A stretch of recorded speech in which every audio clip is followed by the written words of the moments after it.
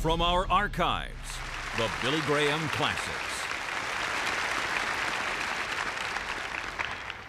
Agora eu quero que você abra comigo em Mateus, no capítulo 26, começando no versículo 36. Então Jesus vai a um lugar chamado Getsêmani e disse aos discípulos: sentai-vos aqui, enquanto eu vou ali orar. E ele levou consigo Pedro e os dois filhos de Zebedeu e começou a ficar triste, muito triste. Então disse-lhe: a minha alma está profundamente triste até a morte. Ficai aqui, orai e vigiai comigo. E ele foi a um lugar mais distante e caiu sobre o seu próprio rosto e orou dizendo: ó meu Pai, se possível, passe de mim este cálice, não como eu quero, mas como tu queres, que seja feita a tua vontade.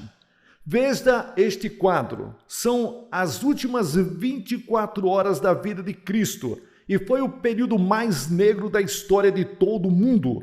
E aqui encontramos um incidente nas últimas horas da vida de Cristo, que quero que pensemos essa noite e vejamos que aplicação prática temos em nossas próprias vidas e no mundo em que vivemos. Muitas pessoas me escrevem e eles dizem que não entendemos o Evangelho, não entendemos o que você quer dizer, receber a Cristo ou nascer de novo, mas eu acho que mais pessoas escrevem para mim e dizem, e eles não entendem porque Cristo teve que morrer na cruz para que sejamos salvos. Eles não entendem as horas escuras do Getsêmani. Eles não entendem porque Cristo deu sua vida voluntariamente. Eles não entendem porque ele suportou a vergonha da cruz. Eles não entendem todas as frases da Bíblia que falam sobre o sangue de Jesus Cristo nas Escrituras. Você encontra a frase, o sangue de Cristo. O sangue de Cristo nos limpa de todo pecado. E as pessoas se revoltam porque não gostam disso. E se perguntam por que isso está na Bíblia e por que tanta ênfase colocada sobre a crucificação e a ressurreição de Cristo. Bem, esta noite, quero que vejamos que estas últimas 24 horas na vida de Cristo foram as mais escuras da história da humanidade. E ainda esta escuridão estava antes do amanhecer. E eu quero acreditar que a história se repete. E quando o mundo chega naquele momento de desespero, aquele momento em que está prestes a explodir, naquele momento em que parece não haver solução, naquele momento em que o sol nascer, o reino de Deus virá, porque temos a promessa nas Escrituras de que Jesus Cristo, o Filho do Deus vivo, está voltando a esta terra novamente. E ele vai estabelecer o seu reino, e então será atendida a oração que ele fez do Pai Nosso. Venha o teu reino, seja feita a tua vontade. Mas antes do julgamento, antes da coroa, antes o reino, antes da vitória, tem que vir o sofrimento, tem que vir a cruz. E antes que você possa compartilhar da vitória de Cristo, antes que você possa ter uma nova vida aqui e agora, antes que você possa ir para o céu, antes que você possa reivindicar a promessa de que algum dia reinaremos com Cristo, você também deve vir para a cruz. Você também deve suportar a humildade do arrependimento do pecado. Você também deve vir na fé simples e ficar ao pé daquela cruz e receber o Salvador que se dispôs a ir para a cruz. E eu quero nessa noite que você veja que antes dele morrer, ele teve a última ceia com os seus discípulos no cenáculo. E eles foram agora para o Monte das Oliveiras, ao pé do monte. E agora eles estão em um jardim chamado Getsêmani. E Jesus deixa 8 de seus discípulos nos arredores do jardim. E ele leva 3 com eles, Pedro, Tiago e João. Ele vai um pouco mais longe no jardim e diz a estes 3 discípulos para vigiar e orar. E então ele sai a um tiro de pedra mais adiante e cai prostrado no chão e começa a oração agonizante. E antes de terminar, a Bíblia diz que ele estava suando gotas de sangue. Que agonia! Que a oração Cristo deve ter feito naquela noite. Muitas vezes nas Escrituras você encontra Cristo orando a noite toda. E se Cristo teve que orar a noite toda, imagine nós, agora em 1958, com os nossos problemas raciais, com os nossos problemas do comunismo, com os nossos problemas da criminalidade que se agrava a cada dia que passa, com todos os problemas sociais que enfrentamos no mundo e os problemas pessoais e os problemas dos pecados, nós, os americanos, não estamos orando, não estamos invocando a Deus, não estamos dando a nossa boca para o serviço de interceder, estamos com o coração longe de Deus. Porque quando o nosso presidente dos Estados Unidos fez uma proclamação para um dia de oração, outro dia, você não leu muito sobre isso. Poucas igrejas observaram muito pouco e muitas poucas pessoas passaram algum tempo em oração, no dia de oração. Quando o presidente disse que precisamos invocar a Deus, o povo não invocou. Não poderíamos nos chamar de uma nação cristã esta noite. Existem os cristãos que vivem na América e as influências cristãs foram sentidas nesse país. Mas hoje somos pagãos. País pagão, estamos longe de Deus. Temos muita religião, lindas igrejas, mas nossos corações estão longe de Deus. Não estamos gastando tempo em oração. A hora mais negra da história destas últimas 24 horas da vida de Cristo. Estamos vivendo hoje, vivendo à beira do próprio inferno, vivendo à beira da aniquilação e não estamos orando, não estamos invocando a Deus e Jesus orou e agonizou até suores e gotas de sangue saírem de sua transpiração naquela noite. Jesus orou uma misteriosa oração. Uma oração incomum, uma oração estranha. E ele disse: Deus, se for possível, passe de mim este cálice. Todavia, não seja feita a minha vontade, mas seja feita a sua. E o que ele quis dizer com essa oração? Porque quando você oferece um cálice de remédio a uma criança, ela o recebe. Mas o que Jesus quis dizer naquela noite foi por causa do cálice amargo que foi oferecido a ele. E ele pede ao Pai. E eu quero que você veja esta noite. Ele sabia, Jesus, que a cruz estava sempre diante dele, a sombra da cruz. Desde o dia em que ele estava em seu batismo na tentação, as bodas de Canaã. Quando ele disse que as minhas horas ainda não chegaram. Quando a multidão queria que ele fosse feito rei e o exaltaram. Na hora da transfiguração, quando ele falou com Elias e Moisés, ele sabia que deveria morrer. Ele ensinou a seus discípulos que ele deveria ir para a cruz, porque ele havia lido nas Escrituras do Antigo Testamento sobre o sofrimento do Messias, que devia suportar a sombra da cruz, estava sempre diante dele, o tempo todo.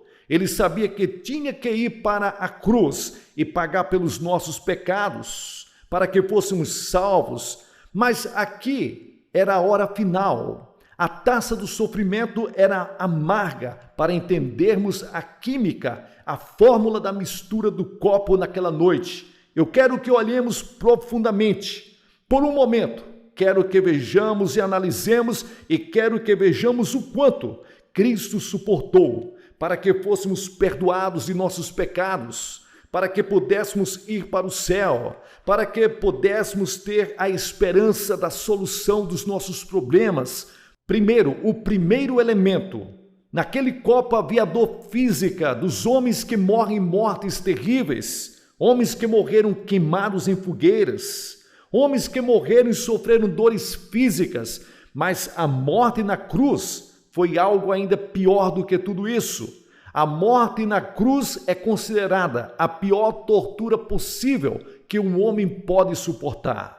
Porque primeiro despojavam o homem da cintura para cima e depois as mãos eram colocadas juntas e eles eram ali completamente golpeados por chicotes de couros com pelotas em suas pontas e estava ali aços, chumbo, pedras embutidas naquelas tiras de couro, e eles batiam nas costas deles até que suas costas ficassem tiras, E muitas vezes o chicote daqueles, quando batiam no rosto, arrancavam seus olhos pela órbita, ou pegavam em seus dentes, e muitas vezes a morte seguia apenas para a flagelação.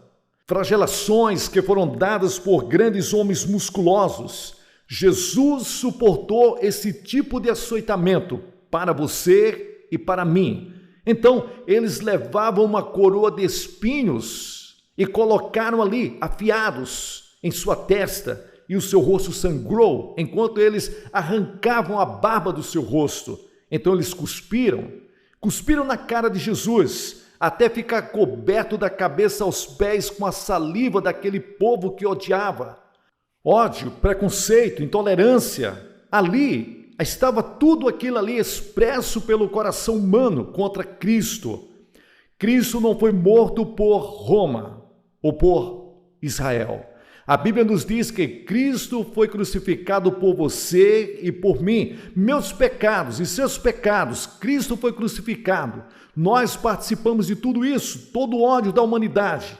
Nós vimos nesses últimos dias terroristas pegar bananas de dinamite e jogar contra pessoas, explodindo sinagogas, só para expressar seu ódio. Que Deus tenha misericórdia deles. O coração humano se expressa naquela cruz, enquanto espancavam, enquanto cuspiam, enquanto colocavam uma coroa de espinhos sobre ele, e lhes dão uma cruz de cerca de 80 quilos para ele carregar. E ele tropeça ao longo da estrada com aquela cruz, até que Simão o Cirineu teve que entrar, ajudá-lo a carregar a cruz. E tenho a certeza hoje que ele está lá no céu, está emocionado, orgulhoso pelo fato de ter ajudado a Jesus Cristo a carregar a cruz. Você ajudou Jesus Cristo a carregar a cruz? Você foi um dos que colocaram os pregos nas mãos dele? Mas você diz, Billy, eu nunca colocaria um prego nas mãos de Jesus. Eu nunca pegaria e açoitaria a Cristo.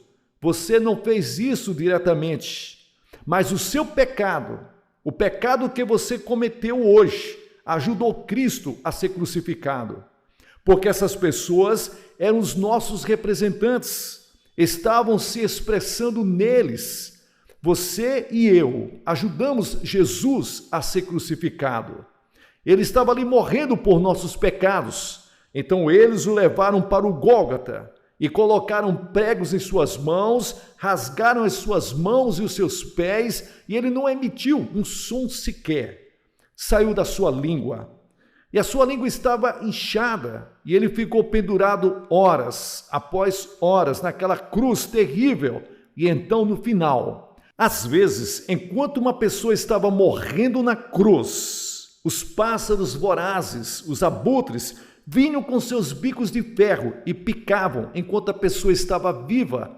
Aquilo era a cruz. E naquela noite, antes de morrer, Jesus estava de joelhos diante de Deus e dizendo: Deus, se possível, salva Billy Graham. Se possível, salva Jim Jones. Se possível, salve homens e mulheres.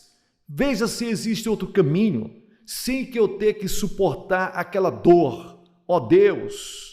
Mas não havia outro meio. Havia o sofrimento que era a solidão que ele sofreu, porque Jesus foi para a cruz sozinho. Ninguém mais poderia ir com ele. Ele era o Filho de Deus. Ele era o único no universo que poderia levar todos os nossos pecados, porque ele era o Cordeiro Pascual, sendo morto desde a fundação do mundo por nós. Ele tinha em seu corpo e em sua alma a capacidade de suportar nossos pecados, porque você vê, o pecado estava contra nós. Nós nos rebelamos contra Deus e merecíamos a morte, merecíamos o julgamento e merecíamos o inferno. Mas Jesus disse: eu aceitarei o julgamento, vou levar o inferno, vou levar o sofrimento. E ele foi naquela cruz sozinho, porque só ele poderia sofrer, só ele poderia ser oferecido como um sacrifício que seria agradável a Deus e reconciliaria Deus com o homem. Então ele aguentou sozinho. Judas o estava traindo por 30 moedas de prata, cerca de $25 hoje. Você o traiu hoje. A mentira que você contou traiu Jesus. O pensamento lascivo que você teve, a ação imoral que você fez, a trapaça que você fez nos negócios, tudo isso. Traímos Jesus. Quantas vezes nós o traímos? Nós fizemos parte disso. Somos tão culpados quanto Judas. Iremos para os mesmos lugares que Judas foi, a menos que nos arrependamos de nosso pecado e venhamos a Cristo e peçamos a Ele, perdoe-nos. Jesus morreu sozinho. Os discípulos o abandonaram. Pedro o negou. E ele está lá, sozinho, pendurado na cruz por nossos pecados. Há muitos tipos de solidão. Há a solidão da solidão. Eu estava em uma praia deserta na Índia e não vi uma pessoa por milhas e milhas naquela praia, muito bonita. Eu acho que ali está ao longo de uma vertente de coral da Índia e eu ouvi apenas a batida das ondas contra as rochas. O almirante Barnes escreveu o livro Sozinho, em que ele falou ali como passou 45 dias sozinho lá no Polo Sul, na escuridão, em uma embarcação, na solidão, sem saber se a qualquer momento poderia ser puxado para baixo por um tubarão ou um avião japonês jogaria uma bomba sobre ele. Existe aquele tipo de solidão que conhecemos, mas existem outros tipos de solidão. Existe a solidão da sociedade. As pobres criaturas que estão morando em um cortiço em Nova York essa noite, assistindo essa transmissão. Você nunca recebe uma carta, você nunca ouve uma palavra de encorajamento, você nunca sente um aperto de mão de um amigo. A sociedade rica, cujo líder vive no dinheiro, compra tudo, menos a felicidade, a alegria. A garota que veio do campo está em Nova York, em Los Angeles, essa noite, que está em busca de fama, fortuna na cidade grande e que esteve desiludida, desapontada, e agora ela está sozinha. Solidão, a solidão no meio da multidão. Alguns de vocês morando sozinhos no meio da cidade grande, estão essa noite com um vazio no coração. Eu quero lhes dizer algo esta noite: dê a sua vida para Jesus Cristo e Ele pode se tornar seu amigo mais próximo do que o irmão. Ele pode estar com você em sua solidão. E então, há a solidão do sofrimento, que alguns de vocês que estão me assistindo no leito do hospital, em toda parte da América, e você está sozinho, deitado aí, você está aí com alguns amigos, talvez em uma cama de água, e no seu quarto está cheio de sofrimento. Uma senhora deu sua vida para Cristo há algum tempo e ela disse que eu tenho sido uma pessoa aleijada por 5 anos e estou sofrendo muito sofrimento, terrível. E ela disse, passei muitos dias sozinha, mas nunca um dia solitário de minha vida, porque Cristo entrou no meu coração. Você nunca mais será outro dia solitário se você aceitar Jesus Cristo. Jesus também sofreu. Ele sabe o que significa o sofrimento. Ele entende. Ele sofreu o sofrimento de estar sozinho. E ele pode vir e colocar a mão em sua testa e confortá-lo. Estar ao seu lado durante aquelas horas solitárias de sofrimento. E então, há a solidão da tristeza que você esteve muitas vezes no quarto de um doente. E você viu um ente querido ser arrancado de você, e você não podia fazer nada, e seu coração foi esmagado por decepções em sua vida. Talvez o seu marido tenha deixado você por alguém lá fora, ou talvez você tenha sido deixado pelo seu namorado, e seu coração está esmagado, partido, sangrando esta noite.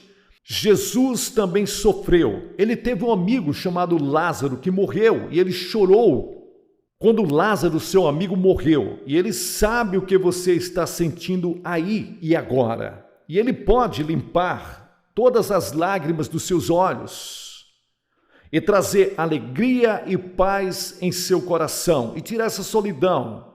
E então, Há solidão de caráter que um homem pode encontrar em uma comunidade ou uma sociedade onde ele tem que se posicionar sozinho em algumas questões morais e não é fácil ficar sozinho. Moisés teve que se posicionar sozinho. Elias no Monte Carmelo teve que ficar sozinho.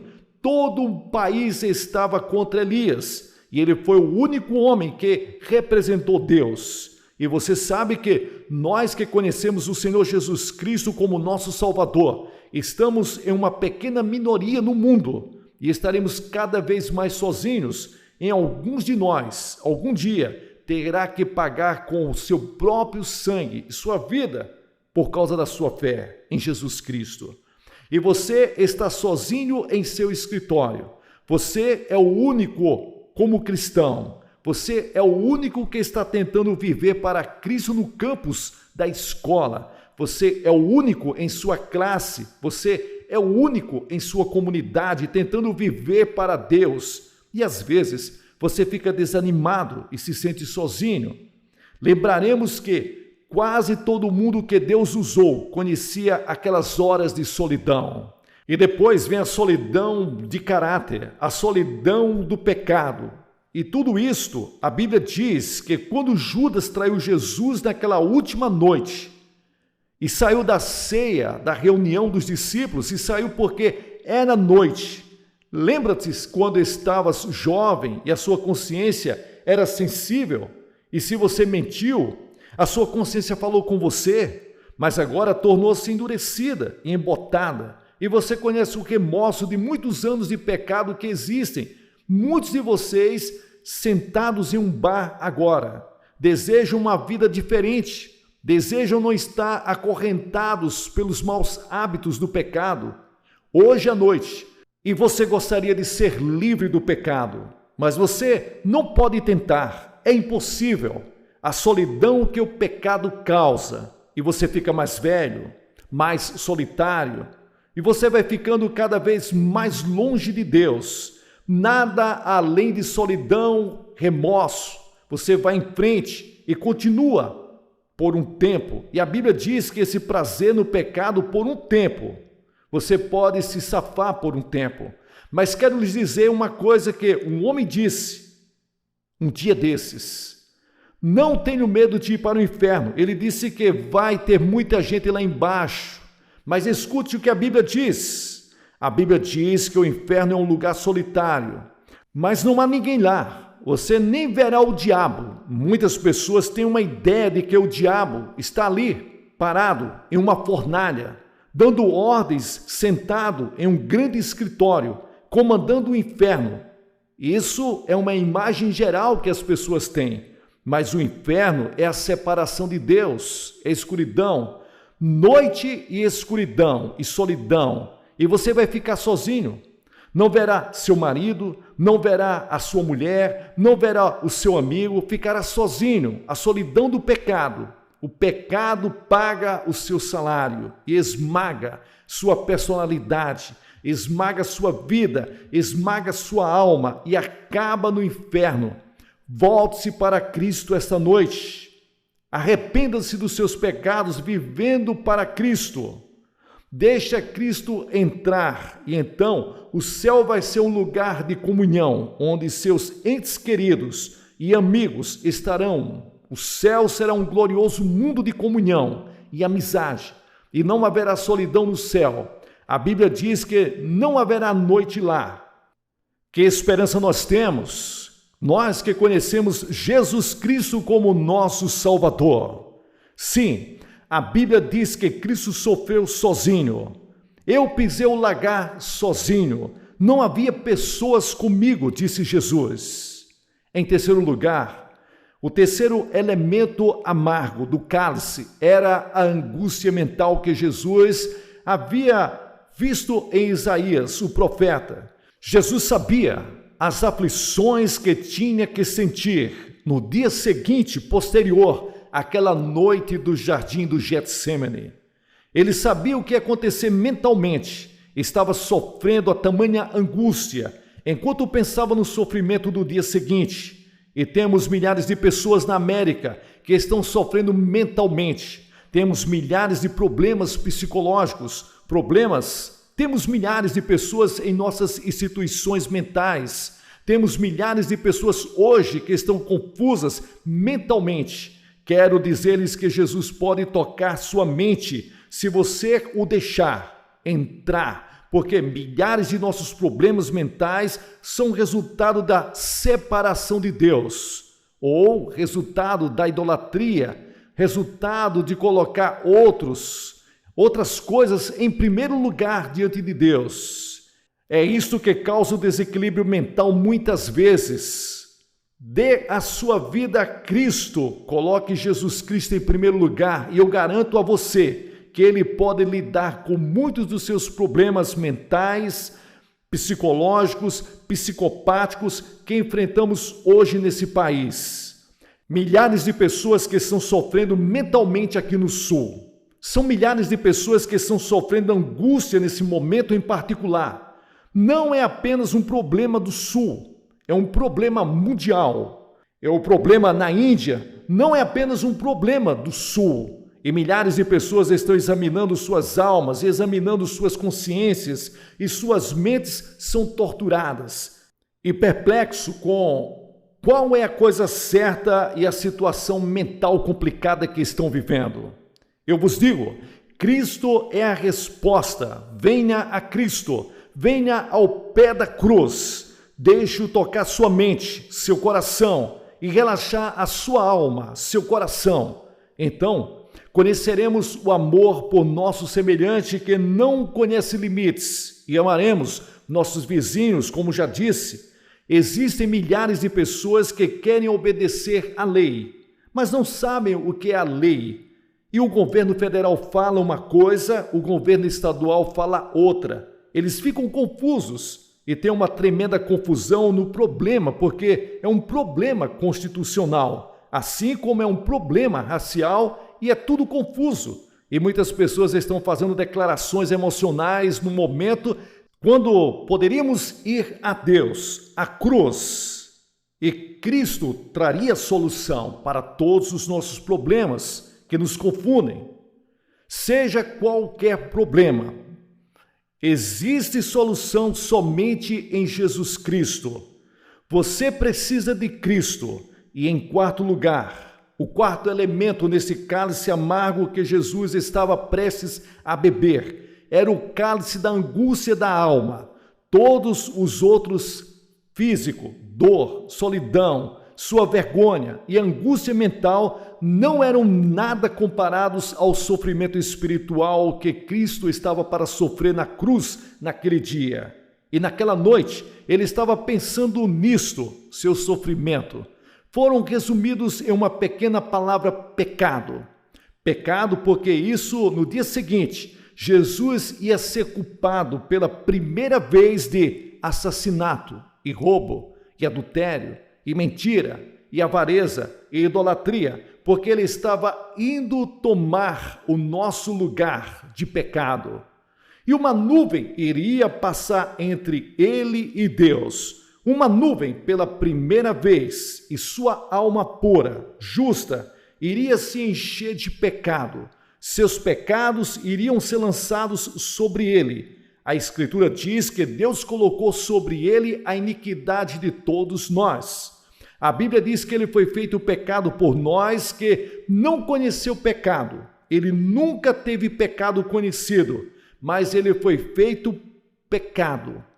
Como sua alma deve ter estremecido, como sua alma deve ter sido abalada, como Jesus deve ter olhado com aquele poder, como ele se esgueirou e disse: ó Deus, se possível, passe este cálice de mim. Ó Deus, não quero beber este cálice se houver outra maneira de salvar os homens, se houver outra maneira de o mundo ser salvo. Suponha que um homem poderia trabalhar pela sua salvação, mas a Bíblia diz que você não pode trabalhar para a salvação. A Bíblia diz que é pela graça sois salvos mediante a fé. Isso não vem de vós, é um dom de Deus, para que ninguém se glorie. Você poderia trabalhar até os ossos fazendo boas obras, mas isso não salvará a sua alma. Você não pode ser salvo pelas obras, porque suponha que um homem fosse muito rico, tivesse bilhões de dólares, e nessa noite, suponha que você fosse esse homem, e você desse tudo para a caridade, e desse tudo para Deus, você iria para o céu? Não, a menos que você venha para a cruz, porque você vê, se você pudesse abrir o caminho por você mesmo, pudesse trabalhar pela sua própria salvação e planejar o seu caminho para o céu, Jesus nunca morreria na cruz naquele dia. Mas Deus disse para o seu filho: não há outro caminho. Se for possível, passe de mim esse cálice. Se for possível, Deus, deixe esse cálice passar de mim esta noite. Eu não quero ter que beber, a menos que eu precise. Mas não havia outra maneira. E se eu pudesse lhe dizer outra maneira de salvação, o que seria mais fácil? Mas eu estou aqui em Charlotte, Carolina do Norte. Esta é a minha casa, foi aqui que eu nasci, foi aqui que eu fui criado. Tenho orgulho dessa cidade. Eu amo este grande estado da Carolina do Norte, as montanhas, o mar. Tudo aqui é muito bonito para se viver.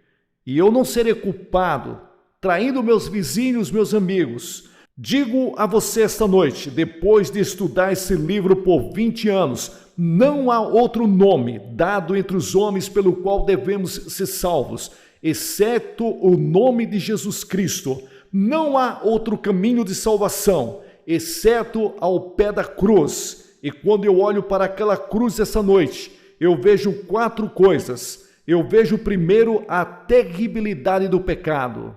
E eu sei que eu sou um pecador quando olho para Cristo, morrendo em meu lugar na cruz, e percebo as coisas que fiz, que foram os meus pecados que o prenderam lá. Devo clamar: ó Deus, eu sou um pecador. Então, a segunda coisa que vejo é o maravilhoso amor de Deus. Mas Deus confirma seu amor para conosco, porque Cristo morreu por nós quando nós éramos pecadores. Porque nós, você, eu, nos rebelamos contra Deus, nós pecamos contra Deus. Você fez coisas que você sabe que não deveria ter feito. Você ajudou até Jesus a ser crucificado. Mas apesar disso, Deus te ama. E na cruz, lá estava escrito com letras gigantescas em neon: Deus amou o mundo que deu seu Filho unigênito para que todo aquele que nele crê não pereça, mas tenha a vida eterna. Existe o amor de Deus. E se você tem qualquer dúvida sobre o amor de Deus, olhe para Jesus ali. Ele morreu por nós. Em terceiro lugar, naquela cruz, encontro minha completa redenção. Cristo inclinou a cabeça e disse que está acabado. Não posso acrescentar nada a isso. Não posso tirar nada de lá, da cruz. E se eu tiver que chegar ao céu, eu terei que ir para a cruz. E se eu quiser que meus pecados sejam perdoados, eu terei que ir para a cruz. E eu quero te perguntar essa noite: você já esteve na cruz? Tem certeza disso? Já se encontrou com Deus na cruz? Você pode ser um membro da melhor igreja dessa cidade, ter uma vida moral. Você pode ser uma pessoa decente. Eu não sei quem você é ou o que você fez. Isso não faz diferença de que raça você é, qual a sua nacionalidade, qual é o estado que você mora, se você é rico ou pobre, qual a educação que você tem ou se você não tem. Mas se você vier para a cruz e você diz: Billy, quão tolo você é dizer que se eu aceitar a Jesus e vir para a cruz, eu estou perdoado. Sim, você está certo. E a Bíblia diz que a pregação da cruz é loucura para os que perecem. Deus disse: você diria que é tolice. Você pode ser um PhD da melhor universidade. Se você nunca se encontrou com Jesus, se você não tem paz com Deus, você terá que vir como uma criancinha, se colocar na cruz. E você não vai entender intelectualmente. Você nunca entenderá. nunca entenderá toda a expiação, nunca conseguirá fazer tudo, mas você vem com uma fé simples como de uma criança e entrega sua vida a Cristo. Você pode ser o maior empresário da Carolina do Norte, você pode ser um líder da sociedade, você pode ser um funcionário do sindicato, pode ser um trabalhador, seja quem for. Você tem que passar pela mesma porta para o reino. E Jesus disse que Ele é a porta estreita. A porta apertada é a cruz. E se você não tem certeza disso, que já renunciou ao seu pecado e recebeu a Cristo como Salvador, venha esta noite. Porque eu não vejo como qualquer pessoa poderia resistir ao amor de Deus. Muitos me perguntam, qual é o pecado imperdoável? Eu vou te contar o pecado que Deus não pode perdoar. Qualquer homem ou mulher que rejeita ao seu Filho Jesus Cristo, que morreu pelos seus pecados, comete o pecado imperdoável. Não resta mais sacrifício pelo perdão.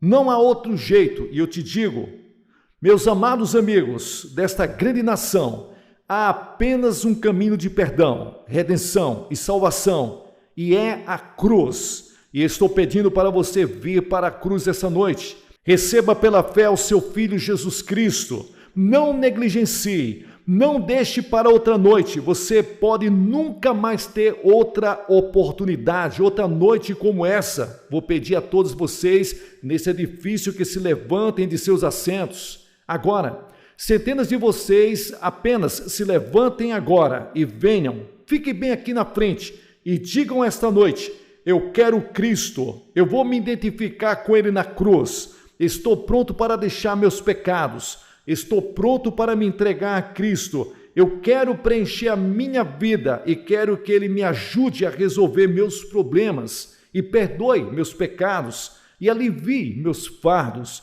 Eu quero que Ele entre em minha vida, esteja perto de mim como um irmão. Quero que Ele entre e me ajude e me perdoe e me purifique. Estou disposto a vir conhecer Ele na cruz.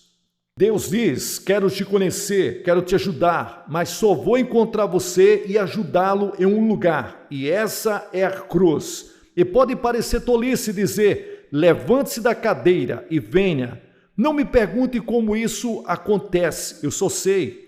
Quando um homem vem a Cristo, ele nunca mais pode ser o mesmo. Eu só sei que sua vida muda se você vem para a cruz. E eu vou pedir a você para vir agora. Centenas de vocês em todo o prédio, apenas se levantem de seus assentos nesse momento.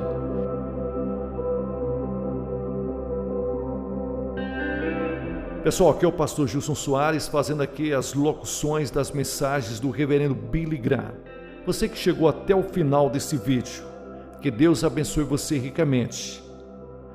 Abençoe este canal e a obra missionária na cidade de Guarabira, na Paraíba, com qualquer valor que Deus colocar no seu coração, para que possamos fazer mais e melhor.